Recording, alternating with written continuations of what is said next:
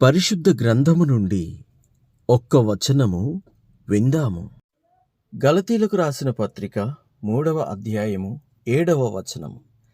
కాబట్టి విశ్వాస సంబంధులే అబ్రహాము కుమారులని మీరు తెలుసుకొనుడి. అబ్రహాము విశ్వాసులకు తండ్రి.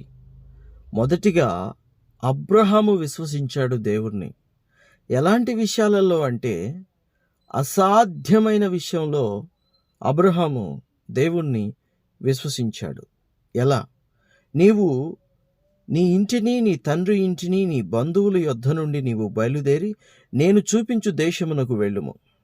నేను నిన్ను దీవిస్తాను, నేను నీకు కుమారుణ్ణిస్తాను అని 75 ఏండ్ల వయసులో అబ్రహాముకి ఉన్నాడో లేడో తెలియని, పేరు వినని, తన ఊసే తెలియని ఒక దేవుడు వచ్చి కనబడకుండా ఒక స్వరాన్ని వినిపించి మాట్లాడినప్పుడు ఆ స్వరాన్ని నమ్మాడు. ఎలా నమ్మాడు? గుడ్డిగా నమ్మాడు, బలంగా నమ్మాడు. నమ్మి బలమైన విశ్వాసంతో అడుగులు ముందుకు వేశాడు.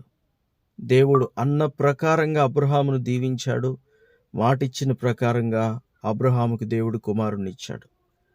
ఆ వయసులో నమ్మడం అనేది ఎంత అసాధ్యమో అర్థం చేసుకోండి. అందుకే అబ్రహాము విశ్వాసులకు తండ్రిగా ఉన్నాడు.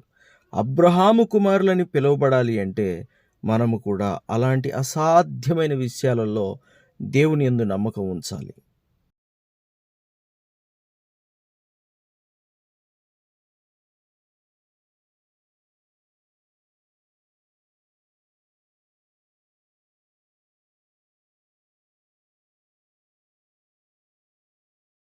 నీవు దేవుని కుమారుడివి అనబడుదువుగాక.